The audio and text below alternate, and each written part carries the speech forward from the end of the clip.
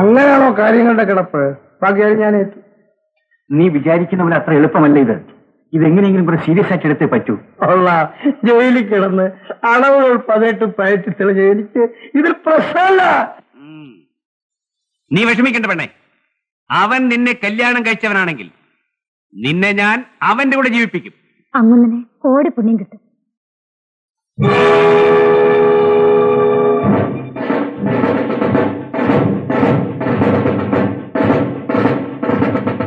ഇതാണോ വിജയന്റെ രണ്ടാം ഭാര്യ വീട്? അതെ, ഇപ്പോൾ 2 ഭാര്യമാർ ഇവിടെ ഉണ്ട്. അത് അറിഞ്ഞുകൊണ്ട് തന്നെയാണ് വന്നത്. ആദ്യത്തെ ഭാര്യയെ വിളിക്കണം. കാര്യം? വിളിക്കണം മിസ്റ്റർ. ഇതായി നിൽക്കുന്നവളാണ്. ഓഹോ, ഇവളാണോ? എന്താ കാര്യം?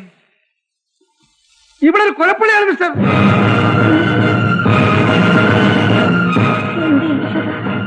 കൊലപാതകയോ?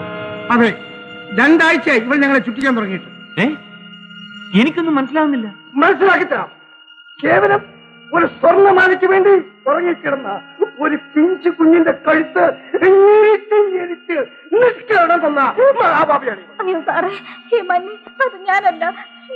ഞാനല്ല അല്ലേ?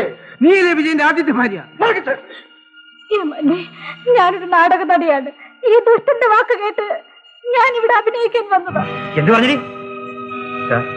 ഞാനിവിടെ കണ്ടപ്പോഴേ തീരുമാനിച്ചാണ്. അവളുടെ കണ്ണ് കണ്ട് അറിഞ്ഞൂടെ ഒരുതരം ക്രിമിനൽ ലുക്ക്. ഈ മൂലക്കണ്ണുനീരൊന്നും എന്റെ അടുത്ത് വേണ്ട. എന്റെ പൊന്ന് സാറ്, കുഞ്ഞിന് മരുന്ന് വാങ്ങാൻ കാശില്ലാതെ വിഷമിക്കുമ്പോൾ വിജയൻ എന്നൊരുത്തന്റെ ഭാര്യയായിട്ട് അഭിനയിച്ചാൽ 4 നാടകത്തിന്റെ കൂലി തരാമെന്ന് ഈ മനുഷ്യൻ പറഞ്ഞു.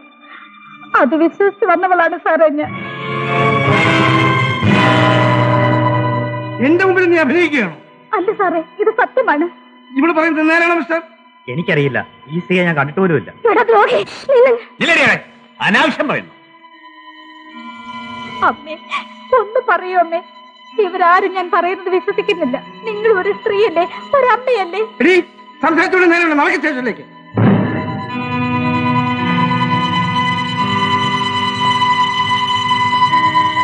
അയ്യോ സാറേ, എന്റെ പൊന്ന് സാറേ, എന്നെ രക്ഷിക്കണേ.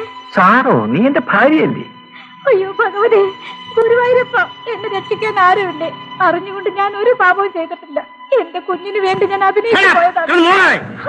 സാറേ, എനിക്ക് മാപ്പ് തരും സാറേ, മാപ്പ് തരും. നിന്റെ അഭിനയൊക്കെ കഴിഞ്ഞോ? നീ എന്റെ ഭാര്യയല്ലല്ലോ, ഞാൻ നിന്റെ ഭർത്താവുമല്ലല്ലോ. പൊയ്ക്കോ.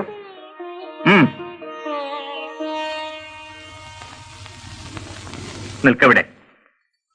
നീ അഭിനയിച്ചതിന്റെ കൂലി കിട്ടിയോ? 100 രൂപ തന്നു സാർ. 200 രൂപ പിന്നെ തരാമെന്ന് പറഞ്ഞു. അവളുടെ രൂപ കൊടുക്ക്. രൂപയോ? ഞാനോ? എന്തിന്?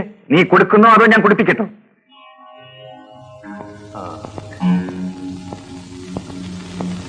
എനിക്കല്ല, അവൾക്കാണ്. പാടിവിടെ. വയ്ക്കോ. കുടുംബം തകർക്കാൻ നടക്കുന്ന ദ്രോഹി. മതി മതി, അച്ഛനും മകനും തമ്മിലുള്ള അഭിനയം. സാർ സാർ, ഒരു നിമിഷം. 50 രൂപ വേണം. 50 രൂപ എന്തിന്?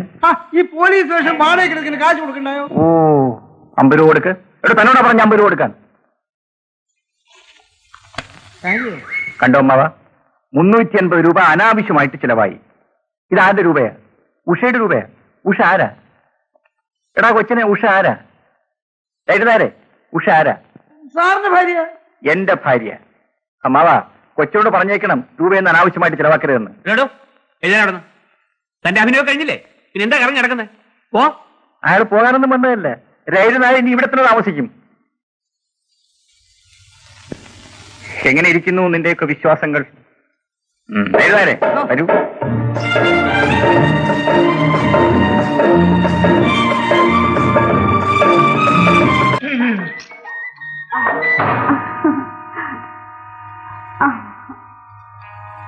എടീ, ഞാൻ നിന്റെ അടുത്ത് എത്ര തവണ പറഞ്ഞു തെരുവിൽ കിടന്ന് കൂത്താടരുതെന്നും മോഷ്ടിക്കരുന്നു? മോഷ്ടിക്കാനും കൂത്താടാനും എനിക്ക് എന്ത് സന്തോഷമാണെന്നോ? അല്ലെങ്കിൽ ഞാൻ എന്തിനു തെരുവിൽ കിടന്ന് കൂത്താടണം?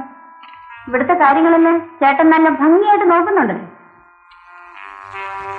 എന്റെ വേദനകൾ ഞാൻ ആരോട് പറയും? എനിക്ക് ചേട്ടനില്ല. എന്നെ എടുത്തു വളർത്തിയ മാസ്റ്റർ ഇന്ന് അവശനാണ്. ഞാൻ ജീവന് തുല്യം സ്നേഹിക്കുന്ന ഒരാൾക്ക് എന്നെ തിരിഞ്ഞു നോക്കാൻ പോലും സമയമില്ല. മീനു, ചേട്ടനത് കണ്ടോ? മാഷക്ക് അസുഖം വളരെ കൂടുതലാണ്. മരുന്നിന് മാത്രം ദിവസം 50 രൂപയാകും. പണത്തിന് ഞാൻ എവിടെ പോകാൻ? ചേട്ടാ, എനിക്കൊരപേക്ഷയുണ്ട്. എന്നെ വിട്ടെങ്ങും പോകരുത്. ചേട്ടൻ ഇന്ന് അവിടെ വന്നില്ലായിരുന്നെങ്കിൽ എന്റെ ഗതി എന്താകുമായിരുന്നു? അല്ലെങ്കിൽ തന്നെ എനിക്കാരുമില്ലല്ലോ.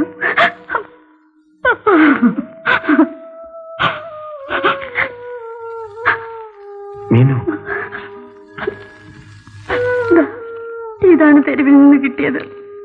മരുന്നിന് പോലും തികയില്ല.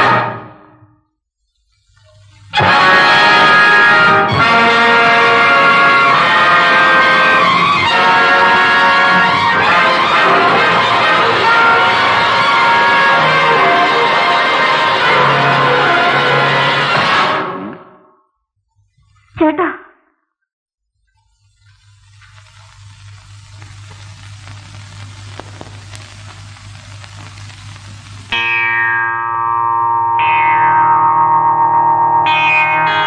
നിന്നെപ്പോലൊരുത്തരെയാണ് ഞാൻ അന്വേഷിക്കുന്നത്. ഉദ്ദേശം മനസ്സിലായില്ല. നിനക്കാവശ്യം പണം, എനിക്കാവശ്യം നിന്നെ.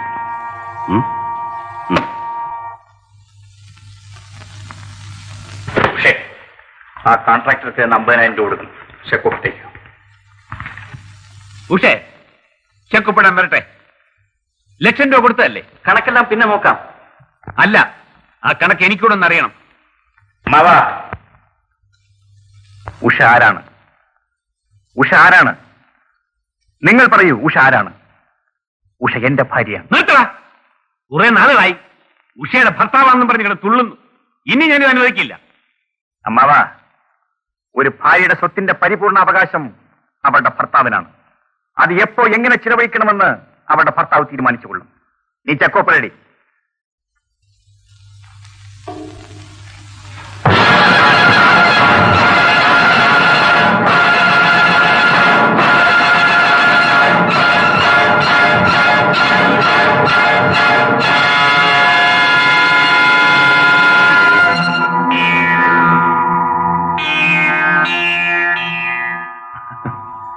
ഉഷ നിന്റെ ഭാര്യയാണെങ്കിൽ എന്റെ പെങ്ങളുമാണ്. ഈ സ്വത്തിൽ എനിക്കുമുണ്ട് തുല്യാവകാശം.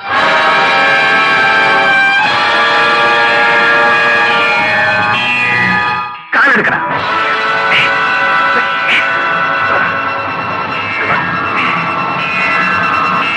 എടാ നീയോ? അതേടാ, ഞാൻ തന്നെ. അവൻ ആരാണെന്ന് നിനക്ക് മനസ്സിലായില്ല അല്ലേ? ആ, എന്നാ പറയാ, നിന്റെ ഭർത്താവിന്റെ രഹസ്യ ഭാര്യയിലുള്ള മകൻ. ചേട്ടനല്ലേ പറഞ്ഞതെല്ലാം ചുട്ടരിച്ചെന്ന്? ഇല്ലടി, ഇല്ല, അവൻ മരിച്ചിട്ടില്ല. എനിക്കറിയാമായിരുന്നു എന്നെങ്കിലും ഈ ചോദ്യം നീ എന്നോട് ചോദിക്കുമെന്ന്. ഒരു കൊലപ്പുള്ളിയായ നിന്നെ പോലീസിൽ അകപ്പെടുത്താതെ പൊന്നുപോലെ നോക്കിയ എന്നെ എന്നെങ്കിലും നീ തിരിഞ്ഞു കുത്തുമെന്ന് എനിക്കറിയാമായിരുന്നു. അതുകൊണ്ടാണ് ഞാൻ അവനെ വളർത്തിയത്.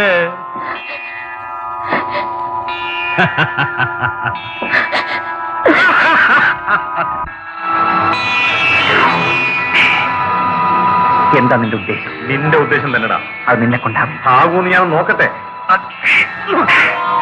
ഒന്നും നോക്കാനില്ല. ഒരു കാര്യം ഞാൻ പറഞ്ഞേക്കാം. 361 ശരി, 402 ശരി, ഈ 367 ശരി. ജയിലിലെ ഗോതമ്പ് കഞ്ഞിയേക്കാൾ ഇവിടത്തെ പഴങ്കഞ്ഞിക്കാണ് ഒരു രുചി. ഓർമ്മ വേണം, ഇവിടെ കിടന്ന് വഴക്കുണ്ടാക്കിയാൽ പഴയതുപോലെ എല്ലാവരും സ്വന്തം പോയിട്ട് വരും.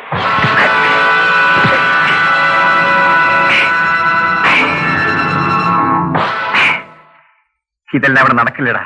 നടക്കൂടാ. കണ്ടുകളയാം. കണ്ടുകളയാം.